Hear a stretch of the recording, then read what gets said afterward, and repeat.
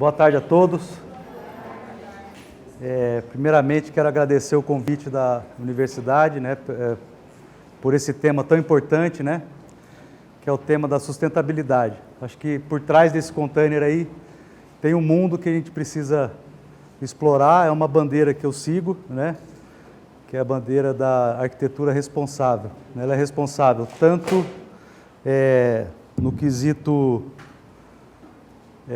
planeta, né, sustentabilidade, quanto no quesito profissional, né, que o arquiteto busca aí no mercado ser eficiente, ser competente, né, entregar um produto bacana, que tenha garantia, qualidade, né. Então, primeiramente, eu quero me apresentar. Eu nasci assim, né, eu sou de uma família de arquitetos, meu pai é o arquiteto Celso Costa, ele atua no mercado aí desde há 48 anos. Né? Ele fez os hospitais aqui de Campo Grande, Santa Casa, Rosa Pedrocian, Proncor, postos de saúde, hospitais, Moreninha, Aerorancho, Flamboyant, Copa Vila, Copa Mate, Copa Rádio, e por aí foi a carreira dele. Né? E quando eu me formei, ele me entregou meu diploma no dia da formatura com uma casa João de Barro. Falou: meu filho, faça casa para quem precisa, né? Faça arquitetura social. E aí eu saí no mundo para buscar uma arquitetura que tivesse uma referência com o que meu pai me pediu para fazer. Então, nesse início da minha profissão, eu cheguei a fazer 9 bairros populares. Eu fiz um aqui em Campo Grande, que é o Tarsila do Amaral, e para uma empresa de São Paulo, essa empresa me chamou para lá e por lá eu fiz mais 8.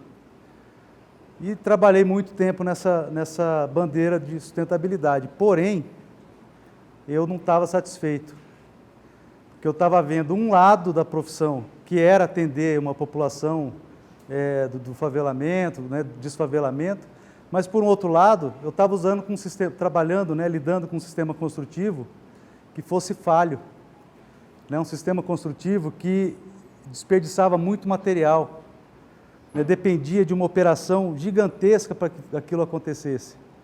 Né? Eu sempre dou a referência do futebol brasileiro, o Brasil jogando bola. Né? O técnico tem que colocar 11 pessoas em campo e tem que dar certo. Né? Você imagina um técnico que tem 11 pessoas milionárias, sem problema social nenhum, trabalhar pelo mesmo objetivo e não consegue. Imagina a construção civil.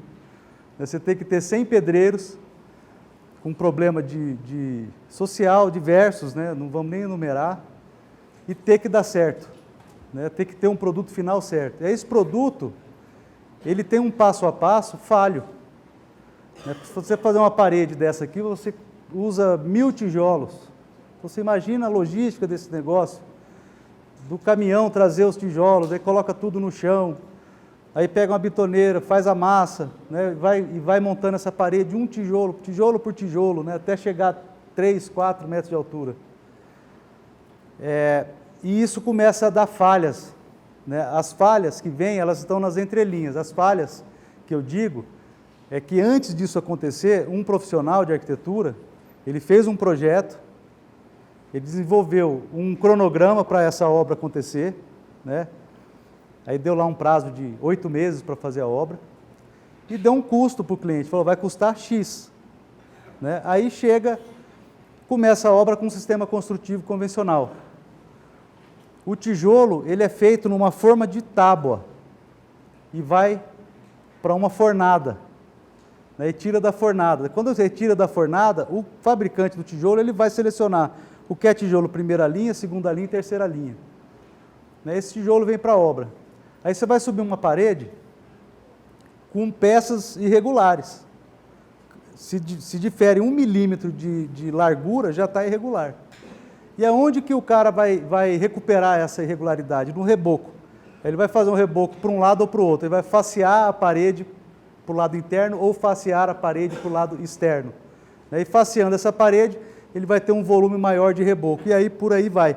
Quando você está lá atrás fazendo um cálculo de obra, você não consegue prever essa questão. Né? Então, é um sistema construtivo falho. Aí se eu vou agora falar desse sistema construtivo voltado para a sustentabilidade, 1 metro cúbico de concreto chega a gastar mais de 200 litros de água. Né? Num planeta que a gente está vivendo com escassez de água, né? Em quase todo o território, né? Que a gente vê habitado, a gente luta pela água. Né? Então, eu costumo dizer assim, se eu estivesse aqui falando para futuros médicos, eu ia falar para vocês assim, toma uma garrafa PET e joga o lixo, joga ela no lixo PET.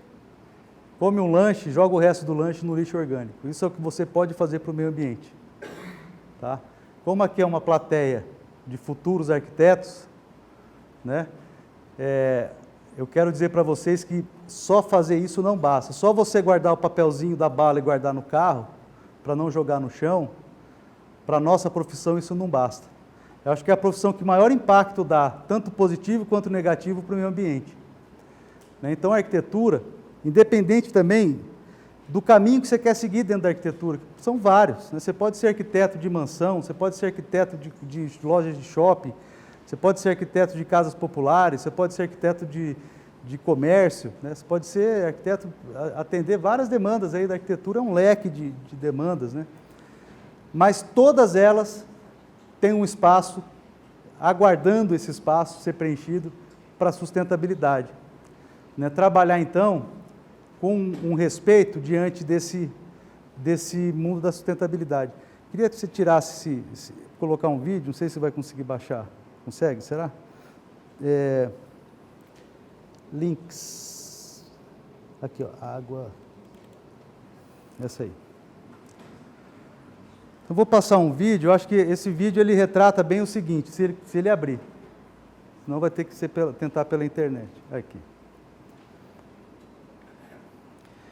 Esse vídeo, ele mostra uma cena que ela é aparentemente corriqueira. Eu acho que todos aqui já vão ter assistido isso. Né? Pode avançar um pouquinho. Tá. Estamos falando da água. Né? A água, o que tem a ver água com container, né, gente? Vocês vieram aqui para o vídeo container, mas eu tenho que fazer esse prefácio. Eu falo muito disso aqui. Né? O que eu vou mostrar agora é de total responsabilidade da nossa profissão. Né? O que a gente vai assistir aqui é responsabilidade nossa. Tá? A arquitetura precisa fazer algo para que isso não aconteça mais. Né? A gente precisa ter a consciência de quando começar a pensar em projetar algo, antes de qualquer coisa, saiba que a gente é responsável pelo planeta. A construção, ela impacta diretamente na qualidade de vida que a gente vai proporcionar para a sociedade. Não é uma coisa apenas de estética, de que cor de cortina eu vou colocar na sala. Qual vai ser a madeirinha que eu vou colocar na fachada. Né? Não é isso que é arquitetura, hoje. Né? A arquitetura hoje, ela chegou já num ponto crítico que a gente precisa dar uso para isso aqui. A gente é responsável por isso aqui. Não basta a gente olhar para isso aqui e como se fosse mais um lixão que a gente cruza pela vida. A gente precisa dar uso para isso aqui. A gente tem essa responsabilidade. Isso aqui, quem vai mudar isso aqui é a arquitetura e a engenharia. Tá? Não vai ser o médico, não vai ser o psicólogo, não vai ser nenhuma outra profissão. O que vai mudar efetivamente esse cenário, com essas criancinhas brincando aqui a esgoto céu aberto, né, que vai encher posto de saúde, por sua vez vai causar vários problemas sociais em cadeia, quem pode barrar isso é a gente.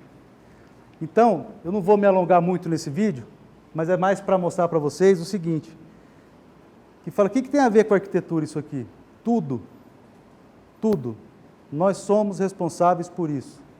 Né? Então, a partir do momento que eu entendi isso, foi quando eu fui morar em Bonito. Depois de trabalhar com casas populares, eu trabalhei em multinacionais em São Paulo, e sempre desperdiçando material. Fazer um pilar era forma de tábua, aquela tábua de madeira fazendo forma, enchendo concreto, aí eu secava o concreto, joga aquilo tudo no lixo. né? A obra cheia de entulho indo embora, cheia de caçamba, começando a obra e a obra cheia de caçamba, indo embora.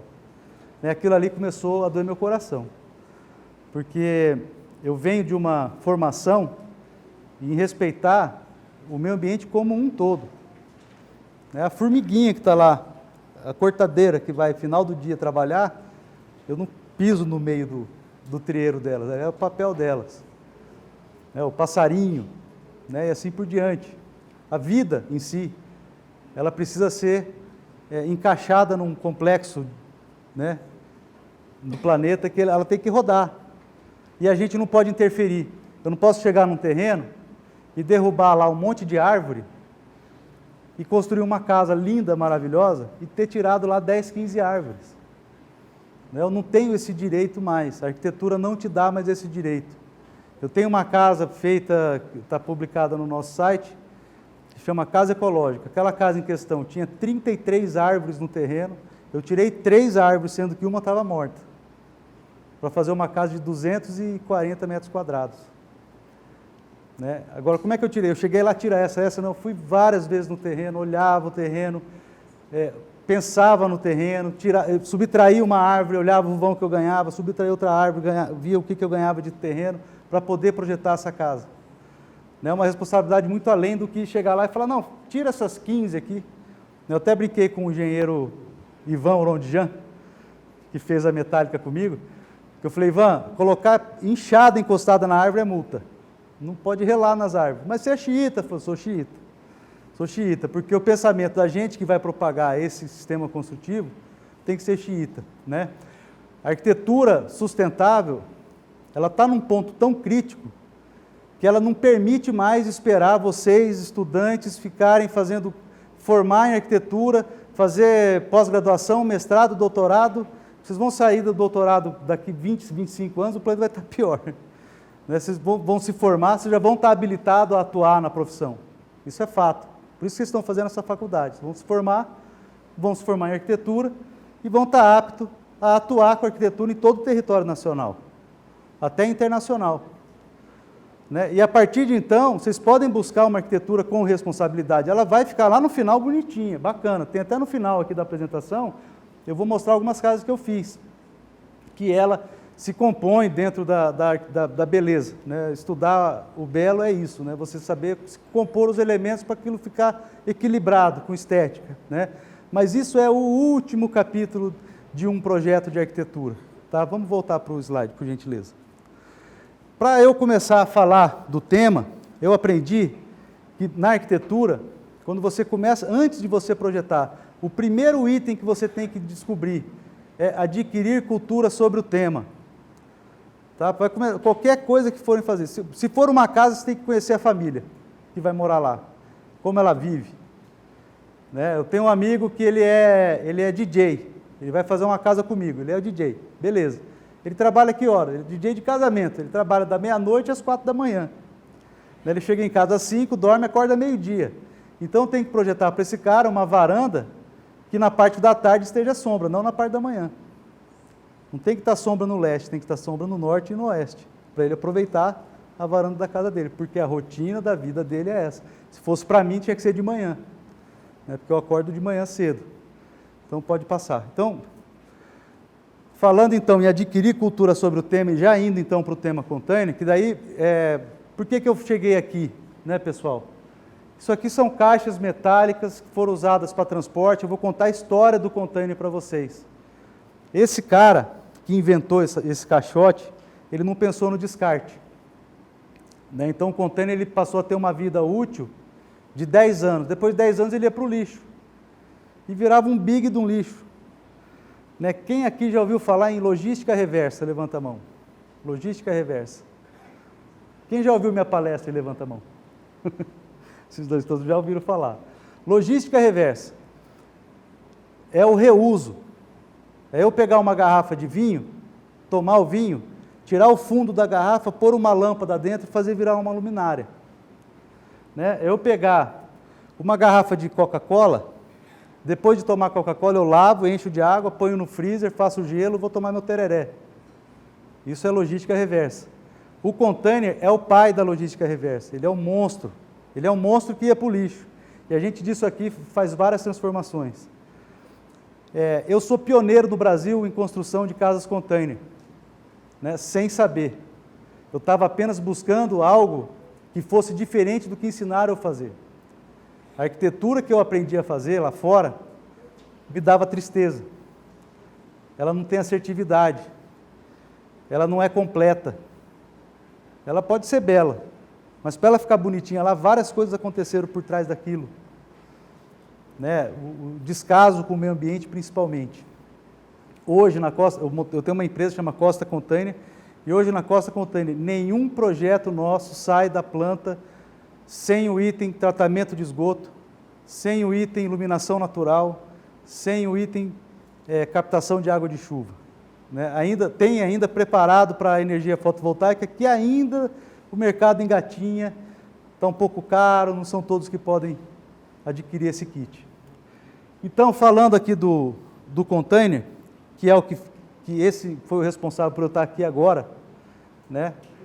Por eu ter ficado à frente do mercado por 3 anos no Brasil e nas Américas. Né? E vim de Campo Grande, sou daqui de Campo Grande, Mato Grosso do Sul, e eu consegui esse feito. Então, quer dizer, todos nós somos capazes de conseguir qualquer coisa, desde que haja uma bandeira, um caminho, um norte. Né? Diz uma pessoa o seguinte: para você montar um quebra-cabeça, você tem que ver ele pronto primeiro, para poder montar. Né? Ou seja, você tem que saber para onde você quer ir, para você trilhar a sua profissão gradativamente, mas assertivamente, né? Com assertividade. E foi isso que eu comecei a fazer. Quando eu comecei a atuar nesse mercado, não existia nada técnico para eu seguir. Não existia uma apostila, não existia um livro técnico que fizesse eu entender como construir em container. Além de ser um mercado muito pequeno, europeu e americano, é muito fechado. É um mercado muito fechado. As pessoas não abrem a técnica para construir. Então, eu aprendi lutando no campo. Pode passar. Então, esse cara é o Malcolm McLean. Esse cara nasceu na Carolina do Norte, em 1013. Ele morava numa fazenda que plantava algodão, uma fazenda de plantação de algodão. E o duro trabalho físico na fazenda fez ele perceber desde cedo que ele queria fazer algo diferente com sua vida. Ele queria ser alguém. Ele queria sair daquela fazenda e fazer algo. Mas o sonho dele era ser caminhoneiro, porque ele via os caminhões indo para a fazenda colher algodão, aquelas máquinas maravilhosas, ele falou: bicho, eu vou querer ter um caminhão desse um dia na vida. Né? Então esse cara, ele ainda não sabia, mas a sua ideia mudaria o mundo. Pode passar. Então esse cara, quando ele completou aí, se eu não me engano, seus 16 anos, um gerente de construção, olha nós lá, veio um dia à procura de um motorista de caminhão. Então o McLean simplesmente foi a uma concessionária Ford e comprou sua pequena picape usada. Ele comprou uma picapinha daquela ali, para trabalhar com o mercado de construção. Com o tempo ele foi atuando nesse mercado até comprar o caminhão dele. Ele comprou um caminhão, né? E começou a transportar o algodão que ele falou que um dia queria ser. Então o primeiro sonho ele teve, igual o quebra-cabeça, ele teve um objetivo, ele visualizou aquilo e ele trabalhou para chegar até ali. Né? E esse cara, o Malcolm McLean, ele montou uma empresa e se tornou a segunda maior empresa de caminhões nos Estados Unidos, com 1.770 caminhões e 32 terminais. Tá? Então ele foi sucesso no sonho dele. Provavelmente lá na fazenda nem ele imaginava até onde ele iria. Pode passar. Acho que você passou 2, né? Ah, não, tá certo. Após o ano de 1936, teve lá uma nevasca e McLean foi obrigado a voltar aos volantes. Ele perdeu a frota, quase toda a frota dele. Ele voltou a trabalhar, então, no caminhão, no volante. E foi levar algodão para o terminal. Então ele pegava o algodão na fazenda e ia para um porto, exportar esse algodão. Quando ele chegou para descarregar a carga dele, ele ficou 2 dias esperando dentro do caminhão para que aquilo fosse efetivado. Ele tinha mais de 5.000 funcionários no porto. Ele falou assim: cara, eu vou construir um caminhão que vai a traseira dele dentro do navio, eu não vou ficar esperando, estou perdendo dinheiro aqui parado. Então ele começou a pensar nisso. A indústria naval tradicional estava relutante em acionar a caixa de chapa nua. Quando ele deu a ideia para o porto, em Nova Jersey, os caras falaram, você está maluco, você não vai entrar aqui não. Por que não? Porque o mercado, ele fazia da seguinte forma, você tinha 5.000 funcionários num porto, né? Você tinha, dentre das mercadorias transportadas, você tinha por trás daquilo a falcatrua, de eu levar o cigarro do cara ali, a máfia atuante americana estava dentro do porto, né?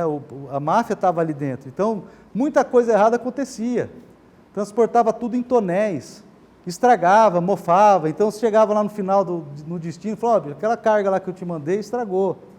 Então não tinha nada, não era nada muito claro nesse mundo, nessa logística, nesses transportes. E ainda barrando o Malcolm McLean. Pode passar. Então esse aqui era o local que ele reparou, ele chegou e ele falou, cara, está errado isso aqui, eu vou mudar. Né? Como é que pode, né, uma pessoa simples igual nós, olhar para algo que está falho e ter a petulância de falar, eu vou mudar. Né? Essa é a mensagem que eu quero passar. Todos nós somos capazes de melhorar tudo.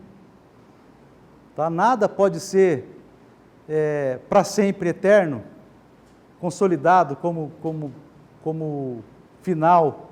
Né? O mundo está em constante evolução. Pode passar.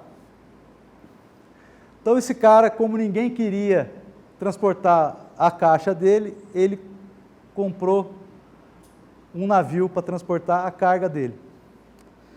E aí o mercado enfureceu. O mercado falou, cara, você não pode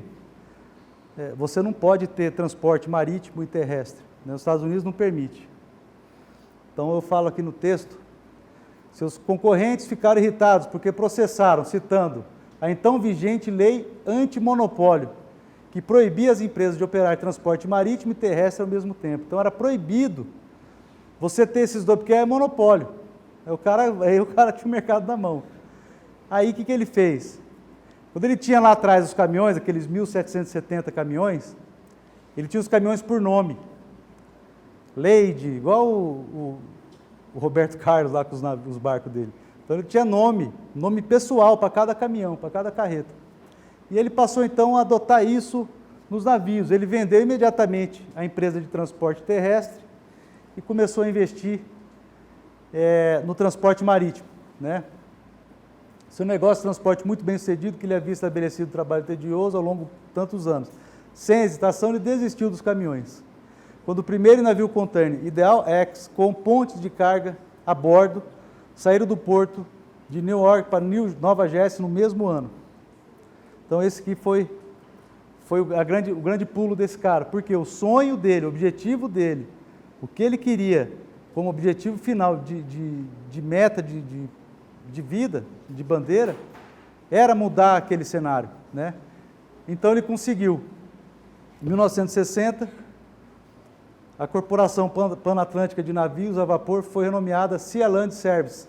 A Sea Land até hoje está no mercado. Tá? Malcolm McLean então consolidou essa marca. E aí ele foi lutar com a rota desses, porque os Estados Unidos tinha uma rota de navio lá, de comércio, um relacionamento comercial, e os caras falaram, bicho, aqui você não entra, aqui você não vai pisar. Então ele pode passar. Ele cria uma rota nova, ele passa a levar as cargas americanas lá para o Japão. Ele passa a fazer esse transporte a longa distância. Né? Então ele foi o primeiro cara a fazer transporte a longa distância. Então, resumindo, pessoal, o Malcolm McLean foi o responsável pela globalização. Quem já ouviu falar em globalização? Todo mundo. Foi esse cara aqui, através dos containers. Só que houve, então, essa questão desses caixotes perderem a validade. Né? Eles ficam 10 anos em alto mar e vão para o lixo. Né? Pode passar.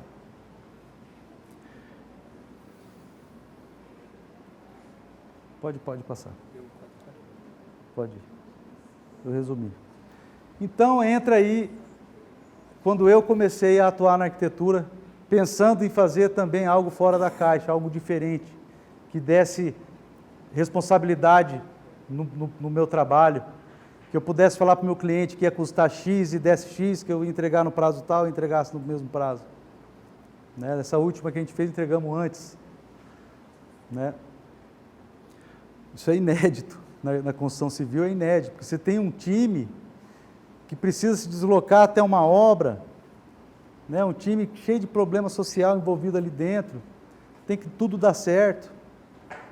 Né? E a gente é o cabeça lá, o arquiteto ou o engenheiro, ele está na ponta da pirâmide, ele responde por todos. Né? Então, eu entrei nessa história quando eu voltei de São Paulo para Campo Grande, eu tive um problema de saúde em 2008, e eu fiz 3 cirurgias em 9 dias. Eu tive diverticulite, e 2 cirurgias no mesmo dia. Eu fiz uma cirurgia às 6 da manhã e uma cirurgia 10 da noite, lutando com a vida. 9 dias depois eu fiz outra cirurgia, e nessa terceira, fez eu ficar 30 dias no hospital. E esses 30 dias no hospital, só mexendo os olhos, todo avariado, eu comecei a pensar na minha vida como profissional. Eu já estava no mercado há mais de 10 anos. Não, desculpa, eu estava há 8 anos no mercado, trabalhando loucamente, diariamente, em São Paulo, tocando obra, tocava obra para a Telefônica 15, entrava na obra sexta-feira, 6 da tarde, saía da obra segunda-feira, 6 da manhã, terça-feira reunião com empresários da Telefônica, para desenvolver mais projetos, assim, 200 prédios para manutenção predial em São Paulo, trabalhando naquela loucura. De repente veio essa doença e me freia, e me põe numa cama de hospital. Aí eu fiquei pensando, gente, se eu morresse naquele dia que eu fiz 2 cirurgias, se eu tivesse morrido, a Telefônica 15 não ia fechar. Eu fiz uma igreja universal em Bauru, o Edir Macedo não ia parar de rezar, os fiéis dele. Está entendendo? Então o mundo não ia parar. E eu ia ter sido mais um brasileiro que acordou, se formou, conseguiu se formar com muita luta, foi para o mercado e morreu. Morreu decorrente até dessa qualidade de vida que eu tinha lá atrás. Imagina se fazer bairro popular em regime de mutirão, com 150 pedreiros e 200 e poucos mutirantes. Né? E esse envolvimento diário de obra, você dorme mal, você come mal, quando dá para almoçar você almoça, quando não dá, porque arquitetura em primeiro lugar, arquitetura em primeiro lugar. Então essa qualidade de vida que eu perdi durante esse tempo, fez eu refletir lá naquela cama de hospital. E aí, o que eu fiz? Eu dei uma pausa de quase 1 ano e me mudei para Bonito. Então, eu saí um baque, né? Saí de São Paulo, capital, fui morar em Bonito. Né? Aí, com aquela cabeça paulistana de fazer, eu tenho que fazer isso, fazia 11 itens lá que eu tinha que fazer de manhã, eu pegava de bicicleta, ia para o centro da cidade, eu resolvia tudo em meia hora. Eu falava, mas, putz, lá em São Paulo isso aqui era 3, 4 dias de trabalho. Aí comecei, então, a entender sobre o meio ambiente em Bonito, né? Que a gente tinha, sim, que fazer algo com a nossa profissão, que é a mais atuante nesse mundo da sustentabilidade, fazer algo para que mudasse esse cenário. Né, que eu não visse que eu mandei para vocês no primeiro vídeo, aquela água, o Rio Tietê em São Paulo e o Rio Pinheiros, fervilhando de podridão. Você imagina se os esgotos fosse normal você fazer uma casa e tratar, fosse normal, não fosse nem obrigatório, que fosse conscientemente normal você construir uma casa e tratar o esgoto dessa casa, a gente teria o Rio Pinheiros navegável. Teria barcas e barcas levando trabalhadores para casa no final do dia. Tá? Só que não é assim que acontece, né? Joga o esgoto puro dentro do córrego, joga o esgoto no mar, céu aberto, no mar aberto e assim por diante. Então, em 2011, quando eu daí saí em Bonito, eu projetei a primeira casa container, mas eu estava ainda em busca de efetivar esse mercado, porque não existia no mercado ninguém mexendo com isso. E muito menos cliente aceitando fazer o primeiro. Também tinha essa, como é que eu vou vender uma coisa que não existe? Aí eu andava com um livro, um Atlas Container, um livro gringo, de casas maravilhosas de container, parou de ser parou de ser fabricado, mas eu acho que com o mercado como enriqueceu, deve ter voltado. Chama Atlas Container. Quem quiser anotar, é bem bacana esse livro, tá? Um livro de capa branca. Eu andava com o Atlas Container para os meus amigos, meus clientes, mostrando, olha isso aqui, mas eu quero entrar num. Eu falei, cara, eu não tenho.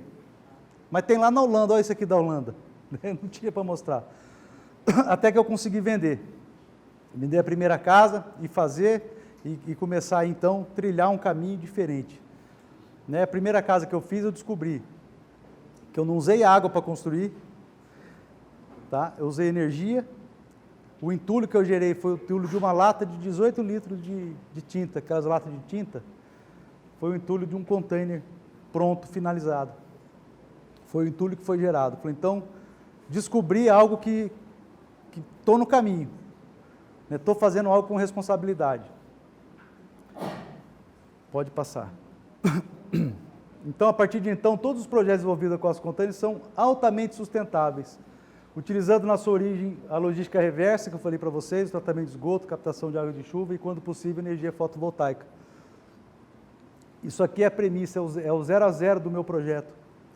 Eu não penso em nenhum projeto sem antes pensar em área permeável, como eu vou tratar esse esgoto. Para tratar um esgoto, para vocês terem uma ideia que eu estou falando, custa R$ 1.800, de uma casa de 150 mil. Não é nada. E você não pode pensar assim, usei o banheiro, apertei a descarga, acabou o problema, apertei a descarga. Aquilo vai para algum lugar.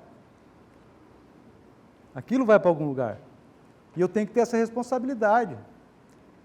Nem eu que moro, mas quem projetou tem que ter. Tem que ter essa responsabilidade. Fazer uma casa com responsabilidade. Então ninguém senta na minha mesa e fala, Celso, eu quero fazer uma casa com tratamento de esgoto. Ninguém fala isso. Todo mundo chega com uma revista, uma referência, né? E não é nenhum bicho de 7 cabeças a gente começar a pensar dessa forma. Pensar com responsabilidade. Pode passar. Então essa foi a primeira casa que eu projetei. Né? E aí, até agora, no final, um pouquinho antes da final, eu vou passar para vocês um questionáriozinho, para vocês me ajudarem a montar meu curso. Eu estou montando um curso online, para saber entender o que de fato, aonde eu preciso chegar inicialmente, explicativamente, para montar esse curso. Porque quando eu montei a minha primeira casa, quando eu encarei, falei, vou mexer com isso, tive 0,5% de medo do calor. Por que 0,5% de medo do calor? Porque o forno da minha casa chega a 200 graus, eu asso uma costela nele e ele não me assa. Falei, então assim, eu vou achar algo que vai tratar esse calor. Coloquei um container debaixo do sol, com termômetro de máximos e mínimos, e aí a gente pegou a temperatura, ele chegou no pico de 70 graus. Então eu falei, tem que tratar algo que bloqueie esses 70 graus, que é muito. Eu comecei a estudar manta, as mantas tratam 1000 graus, 500 graus, 700 graus, e assim por diante. Então eu falei, preciso de uma manta mais modesta, não precisa nem ser aquela, industrial, jaqueta térmica. E eu comecei a buscar esse tratamento que eu tinha que dar, que tipo de tratamento eu tinha que dar para essa casa. E aí entra, então, junto da arquitetura responsável, uma matéria que vocês vão ter aula aqui na faculdade disso, ou já estão tendo, que é de conforto ambiental. Uma matéria super importante, fundamental na arquitetura. Então, falando de etapas, eu tenho que pensar na casa, antes de olhar a cara do cliente, tem que ser sustentável. Tem que tratar o esgoto, captação de água de chuva, né? Como que eu penso numa captação de água de chuva plena? Eu tenho que pensar numa casa com uma água única de telhado, no máximo 2. Se eu ficar enchendo de aguinha de telhado daqui, dali, eu não vou captar plenamente. Então começa a amarrar um pouco a criação, mas aí no final você tem que ser fera, tem que conseguir fazer, e é fácil fazer.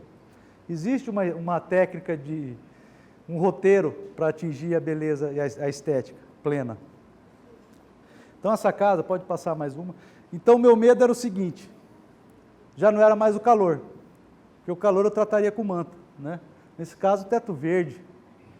Põe um teto verde lá em cima e põe as mantas dentro, né? Dando uma pincelada bem por cima, que é um assunto bem longo, eu coloco na fachada norte um tratamento térmico maior do que na fachada sul. O sol nasce no leste, ele vai para o norte e morre no oeste, né? Então, o maior tempo do dia de sol é norte. Por sua vez, o sul não pega sol nunca. Então, não tem que fazer uma casa container fazendo um tratamento térmico pleno, idêntico, homogêneo em todas as fachadas. Nessa casa tem derme e epiderme. Ela é pensada para aquele local. Ela é fabricada e pensada para ter eficiência naquele local. Até isso é bacana. O cliente investe exatamente o que precisa ser investido, né? E qual que foi o meu desafio, então, pensando como lá no primeiro projeto de container de arquitetura? Eu pensei assim, se Deus fez 7 bilhões de pessoas diferentes no mundo, eu faço 100 casas container diferentes. Vai ser meu desafio. Só que eu pensava em container único. Então, ao longo da minha profissão, da minha luta em container, a minha bandeira, né? Eu comecei a ver infinidades de coisas que você pode trabalhar com container. Acoplar container. Quando eu acoplei o container, aí eu ganhei de 100, 10 mil possibilidades de fazer diferente. Quando eu tirei ele do chão, coloquei 3 metros de altura, ganhei a barriga dele de laje. E ele projetou para baixo aqui uma sala de graça para mim, quase de graça, que era só pôr um contrapiso. Aí foi para 50 mil possibilidades. Eu tenho mais de 100 projetos desenvolvidos em container. Desses 100, 80% foi trabalhando com essa acoplagem de projeto, de volumetria, etc. Pode passar. Então, esse aqui foi o primeiro que a gente lançou, né, um container único, quarto, banheiro, cozinha e sala. Suspenso do solo, com solo 100% permeável, tratamento de esgoto, né, o teto verde com na verdade, esse projeto não saiu do papel, tá? A cliente se mudou. Mas era para ter horta lá em cima, era para ser totalmente independente não dependia do mundo para que aquilo ali funcionasse, né? Um fotovoltaico, etc. Pode passar. Então, aqui parece, já bem no começo ainda, dentro de um container dry, é um container marítimo, ele chega no pátio, pessoal, que eu acho que é bem bacana falar disso aqui, que aí também é outra coisa que eu nem imaginava que eu ia vivenciar. O container chega no pátio para a gente, olha essa porta cheia de maresia. Aí você vai ver o histórico do container, o container francês, esse especificamente azul, ele é o francês. Não que todo container azul seja francês, tá? É que esse aqui da foto. E aí eu fiquei pensando assim, falei, cara, olha essa maresia, ela é do mundo, né? Porque esse bicho aqui ficou 10 anos atravessando o mundo, em alto mar, vivenciando coisas que você nem imagina. Então, por isso que quando ele chega no chão para a gente, você sente uma energia diferente. É diferente de entrar numa alvenaria, é diferente, isso eu posso garantir para vocês. Né? Tem container que chega com marca de pé descalço. Eu comprei uma vez, um que veio, transportava farinha de trigo, e você via a marca de pé descalço, assim, era africano. Você fala, cara, quem que é esses caras que andou aqui? Como é que era esse negócio? Qual que era a empresa? Aí teve uma vez que consegui rastrear a empresa que eu tinha comprado o container. O cara comprou ele novinho lá, ficou 10 anos com ele. Uma empresa holandesa. E mandei um e-mail para eles, tirei foto, falei, tá aqui, ó, teu filho, tal. Então tem uma história bacana o container transmite isso, né? Ele dá esse algo a mais para a gente, né? Que isso nada mais é do que a logística reversa. Né? Você pegar um monstro desse, eu peguei um outro que era da Interpol. Aí eu fiquei todo orgulhoso, falei, Interpol, os caras são meus amigos, né, cara? Aí, tá aqui comigo, o negócio adesivo da Interpol. Guardava documentos lá. Super bacana. Container japoneses, container africanos, container americano e assim por diante, né? Então ele tem isso aqui é a casca dele, né? Ele cheguei, né? Cheguei com essa maresia aqui, pode passar. Isso aqui já atuando no mercado, com uma mão de obra super escassa, muito pouca gente trabalhava, até porque esse container ele é de aço cortem, é uma chapa 3 vezes mais forte do que o aço convencional. Então, chegava lá serralheiro para trabalhar com a gente e falava, quanto você cobra para abrir uma janela? Ah, R$50. Janela e porta, R$50 cada abertura. Aí, chegava na hora do almoço e falava, chefe, vou almoçar e já volto. O cara ia almoçar e não voltava mais. Não queria nem receber o meio-dia. Porque é muito dura essa chapa. Uma chapa altamente resistente. Um produto de qualidade perfeita.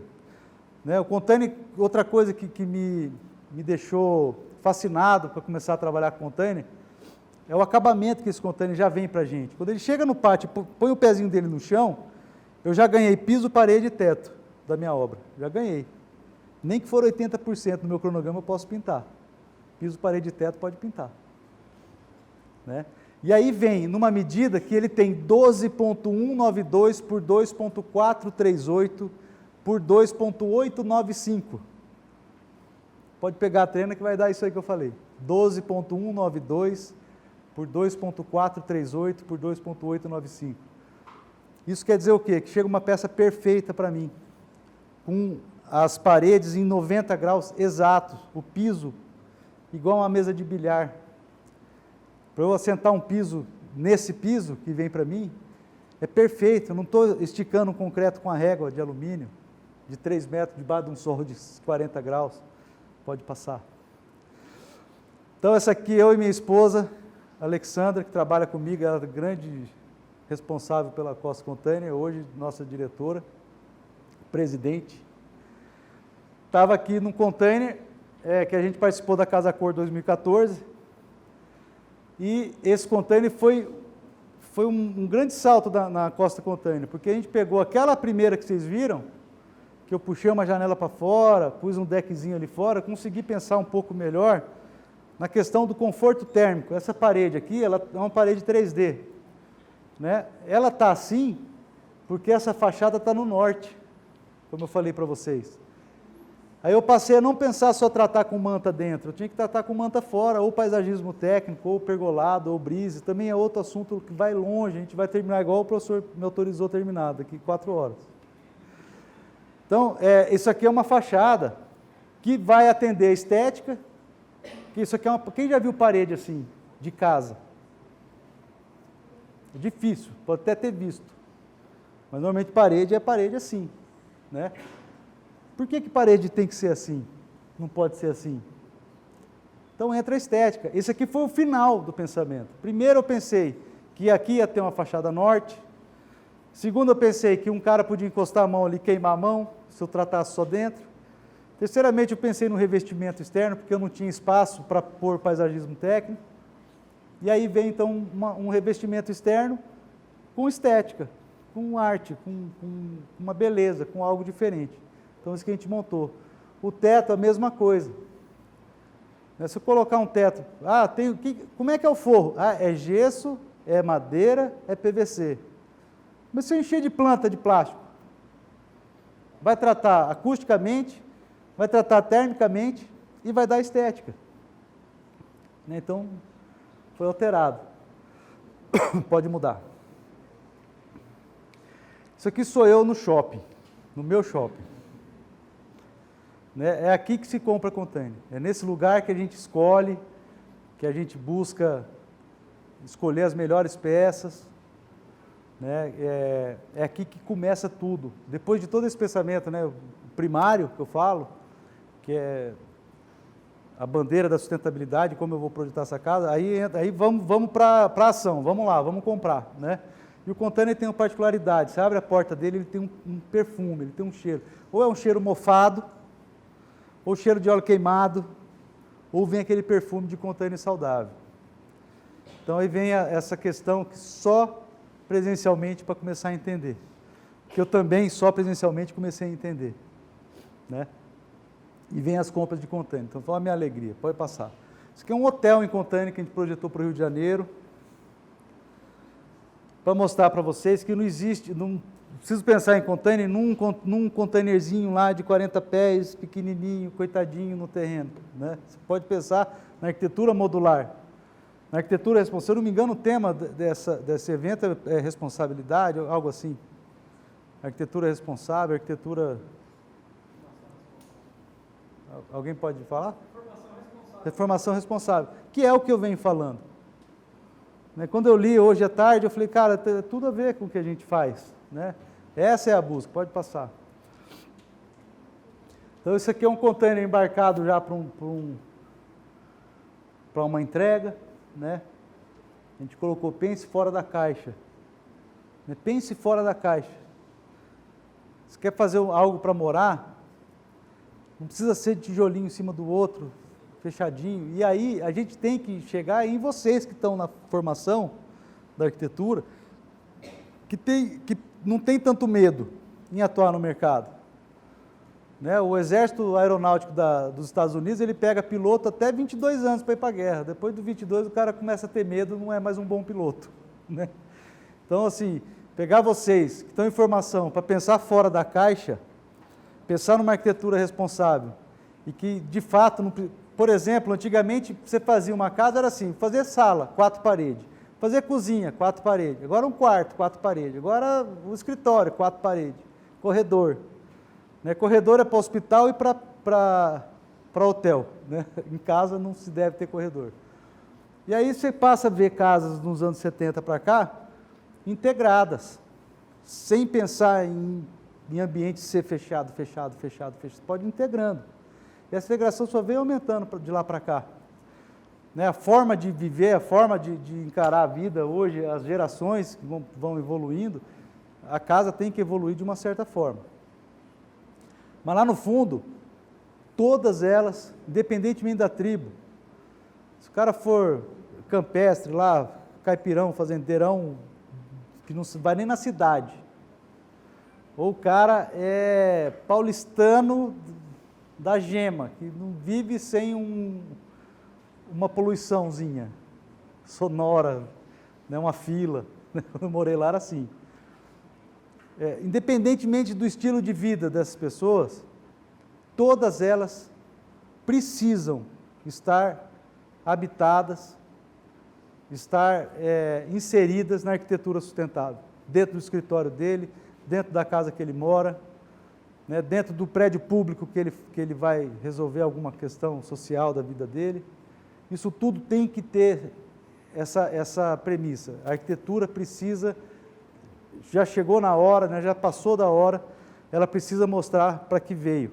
Né? A gente precisa reverter, e é possível que isso seja revertido com a consciência de cada um de nós, profissionais. Pode passar. Essa casa, ela se tornou a casa mais famosa da Costa Container, que estava bem no começo ainda, então foi uma das primeiras casas que podia visitar, ver, tirar foto, e ela foi muito divulgada, ela saiu na Arquitetura e Construção, saiu na revista Isto É, saiu no Globo News, saiu na Record, em todas as mídias nacionais, foi para internacionais também. Então essa casa é bem famosa. É uma casa de um container simples, container dry, quarto, banheiro, cozinha e sala. Dentro de um local que é fundação totalmente simples, que mantém o container elevado do chão, o solo fica permeável, tem o tratamento, completa, pode passar. Esse é o nosso pátio.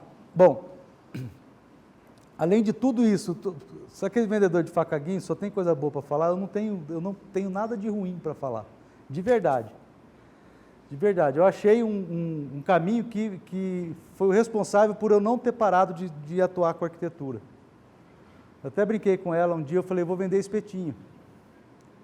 Se estiver salgado, eu jogo água, ponho de novo no fogo e entrego. E se estiver crua, eu deixo mais um pouquinho, né? Não tenho tanto problema, resolvo ali na hora. A construção estava demais de ruim, né? Eu tive um mestre de obra sequestrador, dos bons que eu tive. Tá? Que é também um outro assunto que a gente leva. Eu vou fazer uma pergunta para vocês. Quem daqui conhece alguém que teve problema com obra? Levanta a mão. Quem? Levanta a mão de coração. Que vocês estão fazendo parte desse time agora. Sabe por quê? Porque o sistema construtivo é falho. Não funciona. A gente não combinou fazer isso aqui. Eu também tive. E eu que tive, porque eu estava na frente, né? Então, o sistema construtivo que é vendido no Brasil é falho. Ponto. Se for falar em termos, falar financeiramente, tá? Vamos falar uma conta bem redondinha. 100 mil reais para fazer uma casa convencional, vai ficar lá, se a obra for saudável, não for para nenhum de nós que levantou a mão, for para os que não levantaram, 50 mil é produto e 50 mil fica com mão de obra, com frete, com tábua que vai para o lixo, com caçamba, com gasolina e etc. Gasolina, para você ir lá na obra e na outra. Um arquiteto, para sobreviver com obra, ele tem que ter lá umas 3, 4 obras, para ficar bom para ele estar inserido no mercado, para ele vender e para ele poder ter o dinheirinho dele, para ele ir na farmácia, para ele ir no mercado, para ele fazer uma viagemzinha com a família, né? Precisa ter isso aí. Aí ele acorda, vai para o escritório, ele fala, agora eu vou na obra A, que é 5 km daqui, aí à tarde eu vou na obra B, que é 15, aí no final do dia eu vou na obra C, que é do lado do escritório. Aí vai na obra A, o pintor não foi. O pintor não está aí, está tudo parado, o pintor não veio, se liga para o pintor não atende, o cliente está chegando e começa a dar aquele nervoso, começa a ficar preocupado porque não tem equipe. Aí você sai lá, que você era para sair 8 da manhã, você sai às 10h30. Aí você vai naquela outra de 15 quilômetros. Aí você chega lá, o cara da telha não entregou a telha. Puta, o cara não entregou a telha, não, e agora? Está todo mundo parado aí, doutor, está todo mundo aqui ó, sem trabalhar, vai ter que receber, sexta-feira. E o cara da loja não entregou o produto. E aí quando você vê, você não almoçou, porque você ficou ali, depois você voltou para casa, ou quando volta, com muito luxo, você volta, aí você vai para outra obra, e assim você vai tocando o barco. A sua vida é isso aí. Porque a gente não pega o tijolo e põe e monta a parede, a gente cria e coordena. Compra o material, chama o fulano para vir trabalhar, a gente faz isso. A gente não vai efetivamente, a gente só põe a mão na massa quando projeta. Quando você vai desenhar o projeto para o teu cliente, você senta, põe aquela música que você curte, senta na frente do computador, o horário que você quiser e cria aquela casa maravilhosa. Que eu peço para vocês que seja com itens sustentáveis. Né? Mas aí depois disso, aprovado, você vai depender de um time. Esse time tem que rodar. Tem que valer a pena. Só que aí, para você viver com a arquitetura, que eu falei que são 3 obras no mínimo, você já tem que ter 3 times. Tem que ter 3 times. Tá? Por isso que esse sistema construtivo é falho. E por entre outras coisas.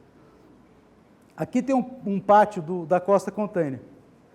É um container para um bairro, ou para uma determinada cidade, esse aqui para uma fazenda, esse aqui para outra cidade. Está um do ladinho do outro. Fornecedor de elétrica entrega para as 3 casas distintas. O pintor, ele pinta de manhã a casa de Campo Grande, na hora do almoço ele pinta a casa de Brasília, e no final do dia ele pinta a casa do Paraná. Está tudo aqui. Né? Vai embora para casa, a câmera de segurança está filmando. Né? Então você passa a ter uma equipe, em vez de 3, e continua com 3 obras. Então, você passa a ter uma equipe competente, que aí entra o nosso diretor de obras, que é o João. Está aqui, meu braço direito, esquerdo e as pernas. Entra, essa equipe está ali cuidando de um time que vai ter, aqui para eles tem cozinha, tem um lugar para eles descansar depois do almoço, tem um depósito de material para as obras, separa lá em setor, essa obra tal, obra tal, obra tal, mas eu passo a chamar a obra para mim. E a qualidade de vida aumenta, a efetividade do trabalho é muito maior. Né? Você pode planejar muito melhor as obras, né? Elas estão aqui com a gente, pode passar. E a questão de criação de projeto, o que o container permite na construção estética, na arquitetura, né, um vão desse livre, né, ele está travado com 2 traves aqui, isso aqui seria para o Banco Itaú, através de um empresário em Campo Grande. Você cria um vão desse aqui, que se fosse fazer esse vão com estrutura metálica, você ia gastar um absurdo de grana. No concreto, nem se fala. No concreto seria quase impossível o tamanho da viga que ia dar aqui, né, professor? Agora o container não, ele está ali natural. Eu tirei ele do chão, pus para cima e travei ele. Então, o container permite, esteticamente também, ser muito superior a qualquer outro sistema. Então, você passa a pensar então, eu mostrei para vocês o meu primeiro projeto, que era um só e eu estava morrendo de medo de ter que fazer de um container 100 casas diferentes. Aqui já estou 2, 3 anos além daquele projeto. Então já estamos pensando diferente. Né? A possibilidade do container então passa a ser infinita. E passa a tirar o medo, né? Porque imagina, eu criar todo um movimento, montar uma empresa e fazer 100 casas e fechar a porta, eu não faço mais nada diferente. Né? Pode mudar. Usando a supraestrutura do container para pôr um telhado. Né? Você começa a ter, então, infinitas possibilidades. Se eu fosse fazer na convencional, eu ia ter que ter uma broca, uma estaca aqui debaixo da terra, um ferro, um pilar metálico, uma viga e a telha. Aqui eu coloquei os pontaletes com a viga e foram apoiados na estrutura natural do container. Pode passar. Containers apoiados, nesse aqui é um projeto para uma sede de uma fazenda. Aqui são 8 containers. Então você tem 4 embaixo, 2, 2 e 2, 2. Entenderam? E aí cria-se em volta o adorno, a beleza, a estética, a gente vai mudando. Pode alterar. Esse é uma casa em Brasília, com 4 containers. Pode passar. Isso aqui é um escritório. Ele fica apoiado em cima do chão, acoplado. Né? Eu não tenho a foto interna deles, mas se vocês quiserem anotar, pessoal, a gente tem uma página no Facebook que chama Meu Container Minha Casa. Meu Container Minha Casa. Na internet é www.costacontainer.com.br. Vou entregar para eles. Vocês vão receber um questionáriozinho que eu vou pedir gentilmente quem puder preencher para nortear a gente. Pode passar. Pode passar. Essa casa eu fiz em Brasília. Um terreno num declive violento, que fatalmente ali o cliente ia gastar uns 150 caminhões de aterro, mais muro de arrimo, né, para poder nivelar aquilo e construir algo. E o container foi no terreno natural, no meio da mata, é o que ele queria. Né, ele queria uma casa que sumisse na mata. Fica no solar da Serra, em Brasília. Pode passar. Esse é o container, a entrega mais nova da Costa Container. Lá na página Meu Container Minha Casa, tem um vídeo de uma casa do NASA Park, bem bacana também, bem grande, que já mescla alvenaria com container. Né? Naquela casa eu faço, na parte técnica da casa, onde eu tenho hidráulica, elétrica, tomadas, ramal, interfone, está no container. O que a cobertura avança é lustre para a sala de TV, é uma luz para a sala de jantar e assim por diante. Esse daqui já é mais uma evolução da Costa. Que dentre os containers que tem para comprar, igual aquela foto que eu estava assim, naquele shopping de container, a gente tem o container Height Cub, o container Dry Standard, os 2 Dry.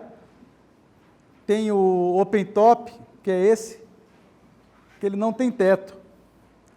Ele é um container para transportar granel, soja, café, açúcar, transportar carretas, cargas que superam essa altura limite que o container te dá. Esse container Open Top, eu descobri que com ele a gente consegue adquirir por um preço mais baixo e consegue colocar uma telha termoacústica e que dentro do container, que era para eu ter um teto passando aqui, eu tenho um teto passando lá em cima. Então era mais uma coisa que eu sanei, mais uma coisa que eu consegui sanar na arquitetura de container. É que eu ficava dentro daquele caixote, mesmo acoplando, limitado a um pé direito, de 2,60 ou 2,90, né? E quando eu passei a utilizar então o Open Top o OpenTop me deu a possibilidade de criar e aí competir de frente a frente com qualquer sistema construtivo que é aplicado no Brasil hoje. Então a gente parou de ter limitações, a gente só vai avançando, a gente não parou por aqui. Eu tenho certeza que as criações vão evoluir, vão melhorar. Mas o que eu tinha lá no começo da Costa Container, lá no começo do estudo em container, em 2011, limitações de fazer 100 diferentes com um canudo daquele, acoplando, pondo em balanço, criando novas possibilidades, mesclando com alvenaria e usando novos modelos de container, passou a gente ter uma frente no mercado de igual para igual com qualquer sistema construtivo. Tá? Agora, qual que é o diferencial que eu tenho para brigar com o mercado de frente a frente com qualquer sistema construtivo? Que eu sou o único, o container é o único sistema construtivo que tem responsabilidade profissional. É o único sistema construtivo que trabalha com o reuso, trabalha com a logística reversa, que está fazendo algo para o planeta, que tem por trás de uma estética, de um lustrezinho bacana com lâmpada de LED, uma big responsabilidade social. Tá? Uma marca que eu quero deixar para vocês é que a nossa profissão, junto com a profissão da engenharia, a profissão que está atuando na construção civil, ela é diretamente responsável por uma arquitetura responsável. A gente tem sim que atingir a beleza, a estética, a harmonia, volumetria, mas com responsabilidade. E a arquitetura em container permite tudo isso. E, inclusive, uma coisa que eu quero dizer é que dos sistemas construtivos que vieram para competir com o convencional, que o mercado já entendeu que o convencional não vira, né? Mas, mesmo assim, foram inventando novos sistemas. O steel framing, por exemplo, é um big sistema construtivo, só que é caríssimo. Né? Você vê uma loja van que constrói, né? umas lojas, umas multinacionais, e constrói. Mas casas com steel você não vê pronto, porque é muito cara. Né? Então o mercado está assim, ele tá patinando nesse mundo. Né? E tudo tem um porquê, né, pessoal? A gente tem esse. Né? A gente precisa ter responsabilidade com o que a gente faz. A gente é responsável por aquele vídeo que eu passei daquelas criancinhas brincando no esgoto céu aberto. A gente é responsável por aquele rio cheio de lixo que vocês viram no começo da palestra. Né? Vocês, junto comigo, são responsáveis. Então, é essa mensagem que eu quero tentar passar para vocês, né? Que a gente possa atuar na arquitetura, pode passar, com muita responsabilidade, desde que seja feito, então, o quebra-cabeça de vocês, né? Na profissão de vocês que está iniciando, alguns estão no meio, outros finalizaram, que pensem com carinho de que a arquitetura precisa, o meio ambiente precisa, que as casas tenham responsabilidade, desde a sua concepção até o seu uso diário. Vocês imaginam, pode passar, vocês imaginam, essa é de Brasília, acoplada, com piso original. Imagina um prédio, sai um prédio aqui, eu tinha uma família de 5 pessoas, eu passo a ter no mesmo terreno 1000 pessoas. O esgoto daquilo ali, a produção de lixo daquilo ali. Né? Cadê a responsabilidade? Deveria ser, acho que na Alemanha, além de tratar o esgoto, a fotovoltaica gera energia para o prédio e para a padaria, para a farmácia da rua. O cara da farmácia não paga a luz, porque o prédio gera para ela. Até porque ela está ali por causa dele. E existe uma interação social. Pode passar. E essas imagens, então, mostram que não existe limitação para a construção, né? Tem muita gente que pergunta sobre isso. Pode ter banheiro em container, pode ter cozinha em container, pode ter o que vocês quiserem, é possível. Empresas que atuam junto do arremate final, dessa beleza, são empresas que têm uma responsabilidade social junto ao meio ambiente. Tem várias empresas que atuam no mercado. Porque trabalhar com sustentabilidade, não vou trabalhar com tudo reciclado, com lixo. Tudo é lixo lavado, né? Não é assim. Tem empresa que produz lá um piso fantástico e essa empresa tem uma reserva de CO2 lá, que ela tem essa responsabilidade junto com o planeta. O que ela produz, o que ela está causando aqui, ela está compensando ali. Tá certo? Então, pessoal, eu quero agradecer ao convite. Eu espero que eu tenha deixado uma mensagem de esperança e fé para esse mundo, né, que precisa de vocês atuando com responsabilidade, com estética, com alegria na arquitetura. Futebol, é igual futebol, arquitetura. Tem que ter alegria na mão, né? Criar, fazer tudo da melhor forma, desde que tenha essa responsabilidade primária na construção do projeto de vocês. Então, eu deixo aqui minha fala, se alguém quiser fazer alguma pergunta, tirar alguma dúvida, eu estou à disposição. Pois não, professor? Duas. Pois não. Alguns containers que eu verifiquei, eu achei o piso fantástico. Madeira excelente. Uma madeira que não é um compensadinho naval. Qual é essa madeira aqui? É uma madeira autoclavada naval de 12 camadas. 12 camadas. Essa madeira, ela foi desenvolvida para receber qualquer mercadoria, tudo que tem, essa cadeira, tua camisa, minha camisa, esse controle, essa caixa de som, esse quadro, andou num container. Então, para isso, para essa diversidade de produto, chegou nesse desenvolvimento. O container, foi muito boa pergunta, o container ele chegou no nível de desenvolvimento igual é a caneta Bic. A caneta Bic não tem mais para onde evoluir. Ela é fantástica para escrever, ela é fantástica de preço, né? E a última coisa que evoluiu nela foi a tampa, o furinho na tampa dela, porque algumas crianças engasgaram no decorrer da história da Bic, e aí foi a última evolução que a Bic teve. Outra questão de perfeição industrial, o isqueiro Zippo. Foi feito daquela forma, não tinha mais para onde evoluir o isqueiro Zippo. Calça jeans e o container. O container chegou num ápice, o container tem que ser estanque, ele tem que cair em alto mar e não afundar. Essa é a função dele. Segunda pergunta, a gente viu uma tragédia do nível brasileiro, certo?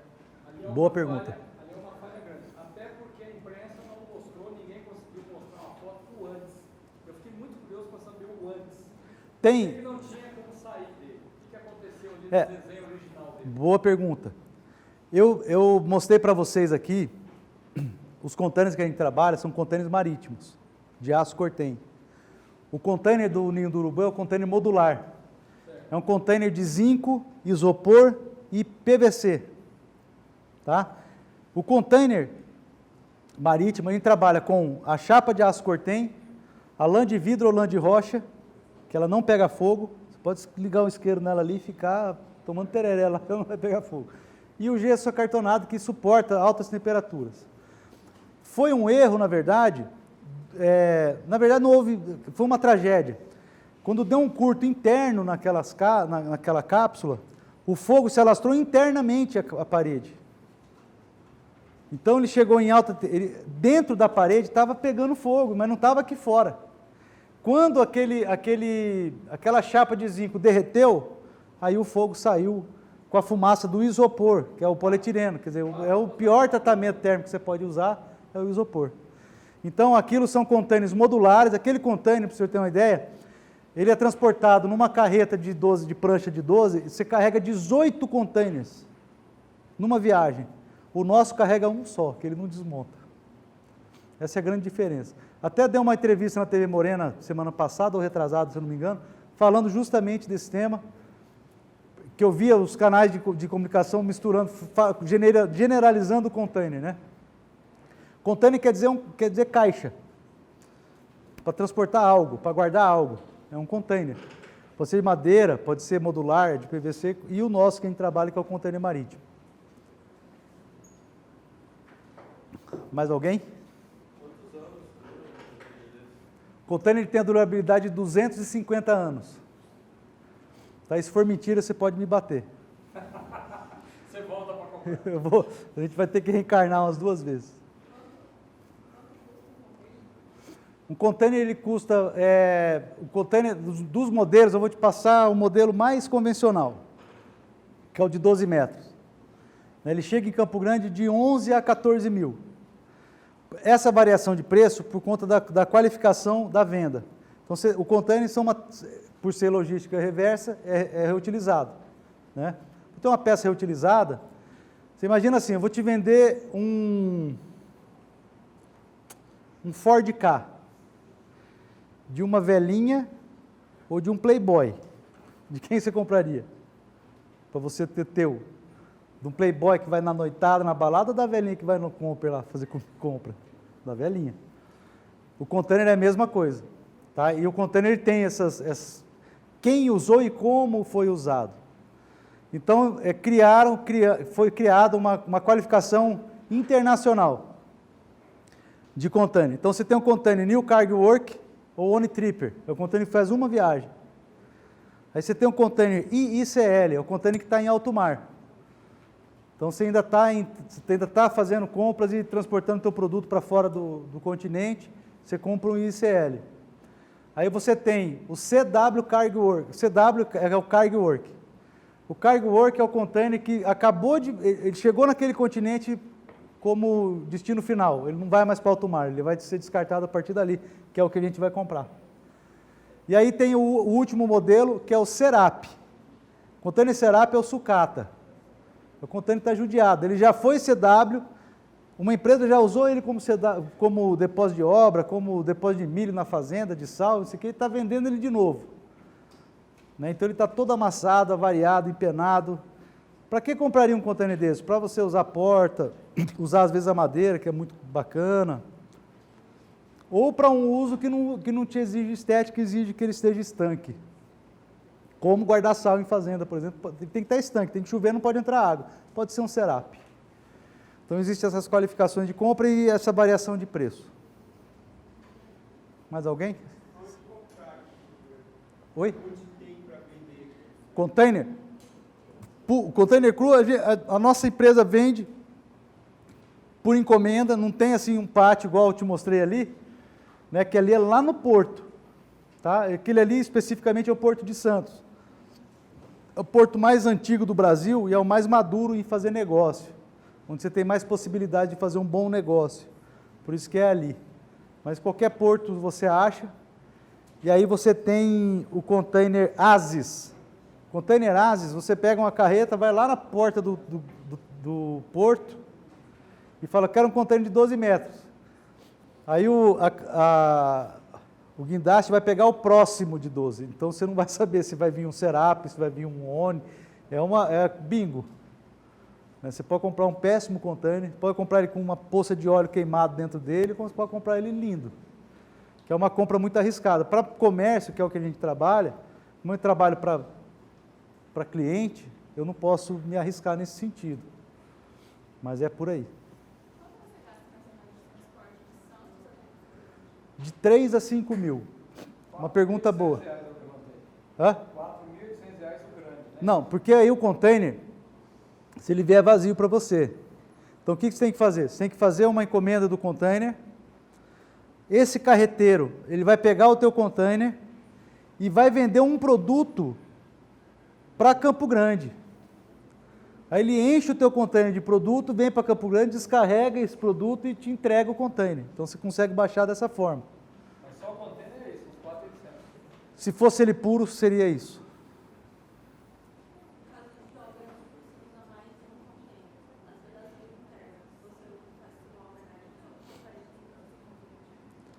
Aí vai depender da vedação externa, extra container? Fora o espaço do container? Aí você pode usar da sua imaginação. Você pode usar tanto bloco, que eu costumo fazer. O que é container é a parte técnica. Então, onde eu tenho que ter elétrica, hidráulica, interfone, câmera de segurança, eu já faço no container lá no pátio. Quando eu levo para o terreno, o que eu tenho que complementar, que poderia ser uma sala de TV, uma sala de reunião, uma sala de jantar, né? Aí eu complemento com alvenaria convencional, com bloco. Aí tem o cibloco, tem várias opções de alvenaria hoje interessantes no mercado, até sustentáveis. Mais alguém?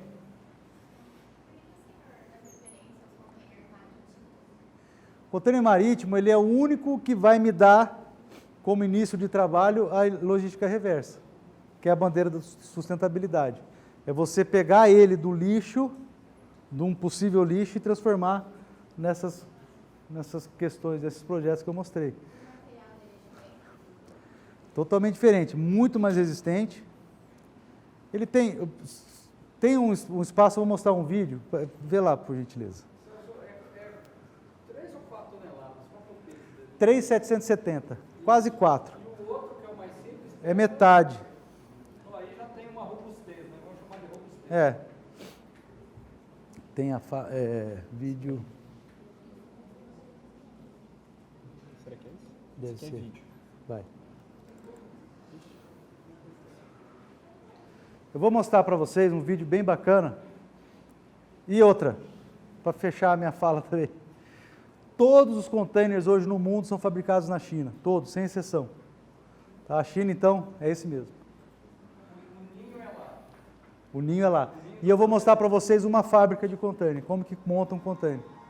Tá? Em Xangai, na China. Muito bacana esse vídeo aí. Hã? Pode aumentar.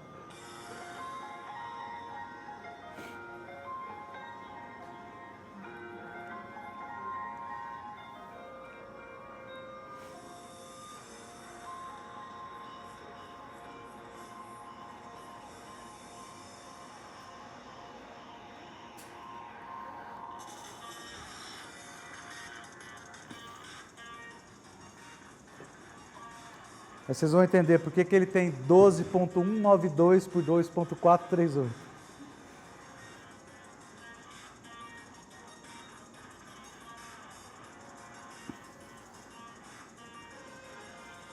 Dobrando as chapas.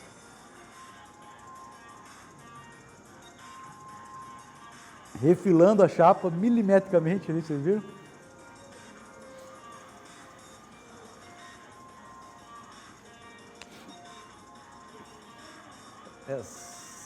Do teto. Chapas do teto. Você já viu essa, João?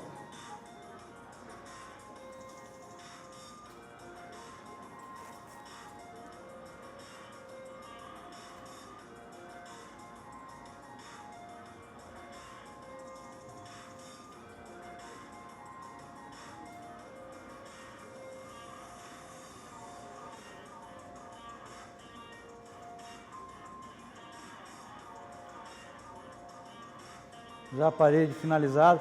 Esse aí é a fábrica dos containers de 20 pés, 6 metros.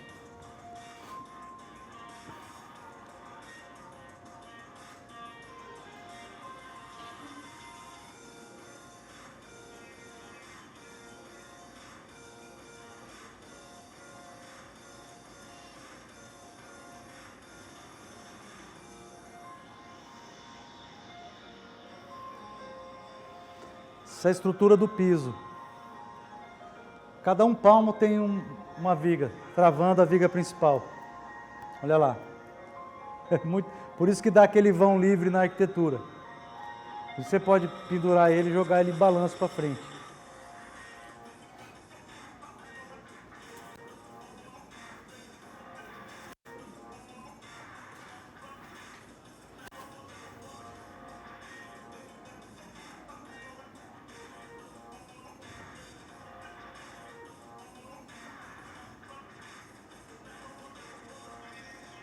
Fazendo a porta.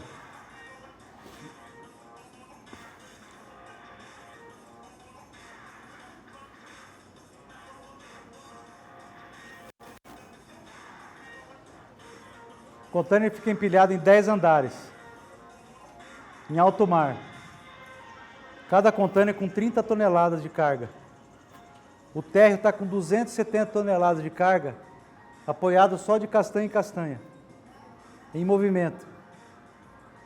Aí vem para a gente, ele vai para 10 toneladas, usinado, montado com manta, com mobília. E nunca vai chegar a 10 andares. Então, aí entra a pergunta, quem perguntou quanto tempo dura, né? 250 anos, por conta da chapa.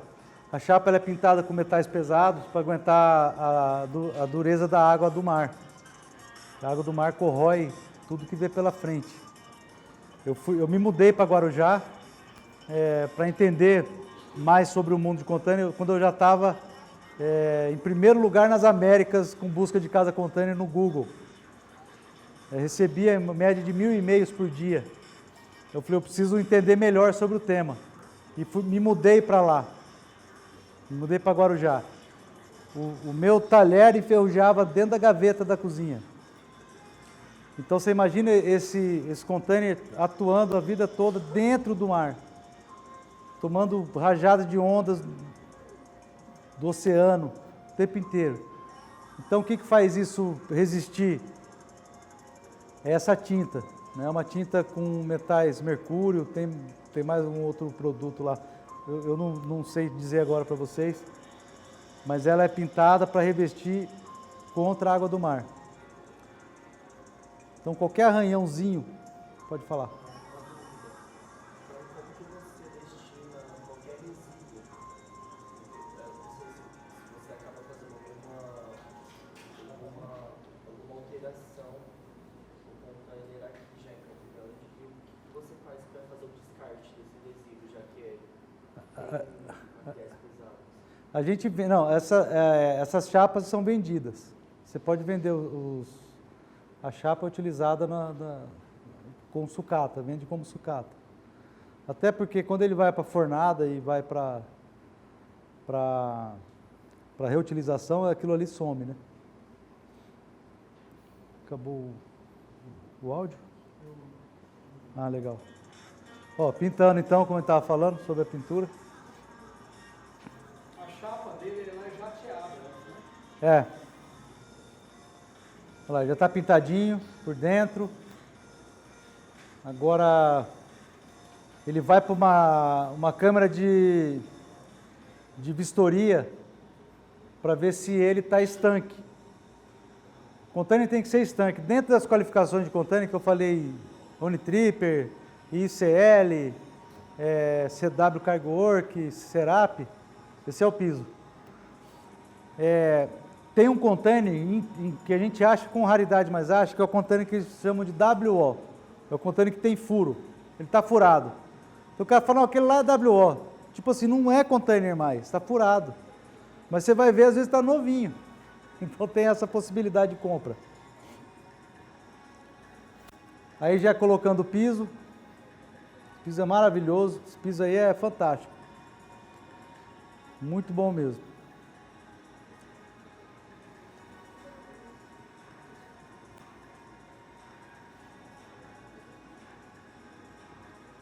Então nós estamos com 20 pés já praticamente montado. Falta só colocar os adesivos e a porta. Agora ele vai para a adesivagem.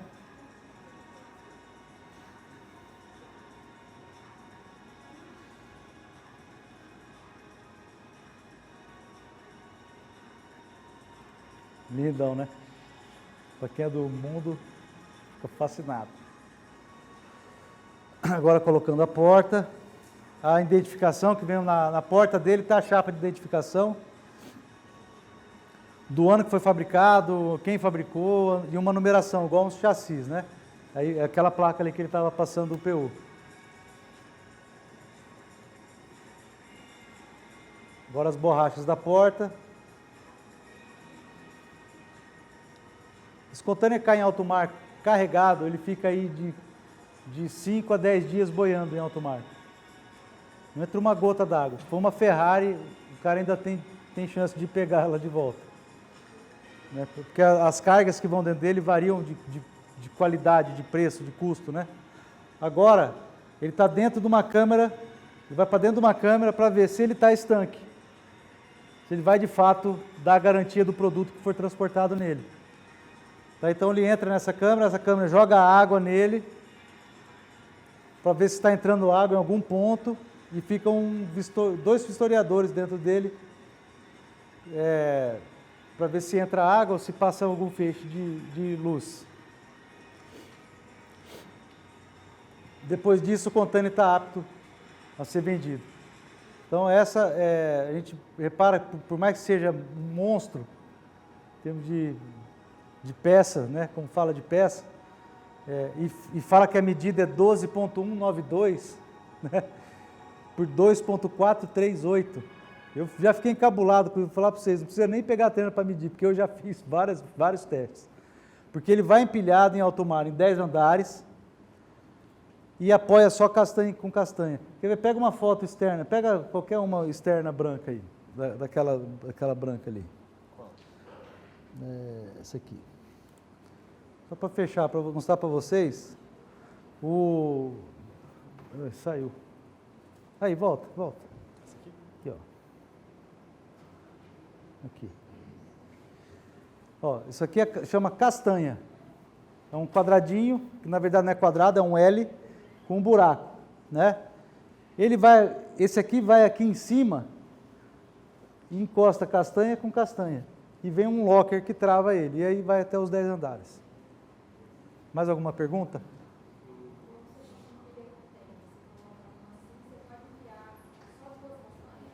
Não entendi.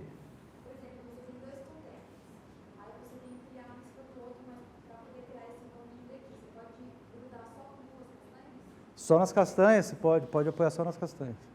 Ou caso você não tenha a castanha para apoiar, seja no corpo do container aqui, por exemplo, você faz um reforço estrutural e recebe ele lá em cima. Pode. Por não ser um sistema não convencional, como que faz o financiamento? Como os clientes compram o container? Financiamento de container. Hoje, esse é um item que está em evolução no Brasil. Alguns bancos já estão finalizando e conseguindo montar um planejamento para financiar casas de container. Hoje, a nossa empresa trabalha da seguinte forma: o cliente compra o container, compra os materiais que vão ser construídos na casa. Todos os materiais, ele vai na loja e consegue financiar pela loja e paga para a gente apenas mão de obra. Quanto que você usa de água para fazer um container? No rio, não? Que eu uso, por obra, uns 5 litros de água por tereré. Tem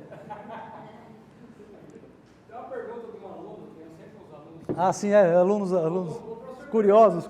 Ah, mas uma pergunta lógica, cada casa é uma casa, cada projeto é um projeto. Quanto tempo você demora em média para entregar uma casa container assim? Essa última que a gente fez em 22 dias, né, João? 22 dias. Fez uma casa que seria aí de pelo menos 90. Oi? Constando. Na verdade, tem um recorde da Costa Container que nunca foi batido. Que é o container, é a casa, vamos ver aqui, ó. Vai indo para trás, os primeiros. Passou? Não, vai. Aqui já é o começo, passou. Essa aqui, ó. Essa aqui é a rede solidária que a gente fez para o governo. A gente fez em 14 dias.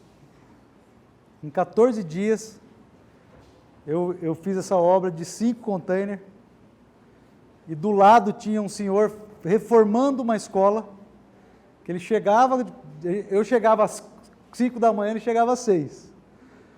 Mas ele chegava, ele descia do carro, olhava para mim e fazia assim, ó, ia para a obra dele. E eu lá no limpo, não tinha nada. E o governador já tinha marcado a festa de entrega, o Fernando Henrique Cardoso vinha para a inauguração, e o meu não tinha nada. Quando faltava 2 dias, não, faltando 1 dia e meio para terminar, eu terminei a minha e levei minha equipe para ajudar ele a terminar a dele. Porque ele não terminou a dele. Ficou por fazer ainda, a gente varreu debaixo do tapete, sabe? E a nossa foi terminada, em 13 dias. Então o recorde da Costa Container é essa obra, também está na página do Face, meu container em minha casa. O recorde de 13 dias. Eu só não prometo mais esse recorde porque eu fiquei uns 4 dias sem andar, depois que eu entreguei. É assim, foi muito puxado, foi uma questão de agenda, foi divulgado uma coisa sem ter, e aí os caras chamaram e falaram, só você para fazer. Eu falei, então, vou encarar. E fiz. Né? O Fernando Henrique foi, voltaram 9 ônibus lotados de pessoas para ver a obra pronta. Mandou voltar porque não cabia mais. Mas foi feito. Então é possível, se foi feito, foi possível. Ainda peguei 2 de novembro, que é finados. Peguei finados, peguei fim de semana, peguei chuva. Né? Ainda contando esses dias, eu indo para Santos comprar e na vinda dos containers teve uma manifestação indígena que os índios estavam queimando pneu na estrada e não passava ninguém. Então, assim, teve contratempo, foi normal, uma obra como se fosse uma convencional, mas conseguimos terminar. Mais alguém? Pessoal, obrigado por terem me recebido, obrigado pelo convite, professor, e contem comigo aí para as próximas.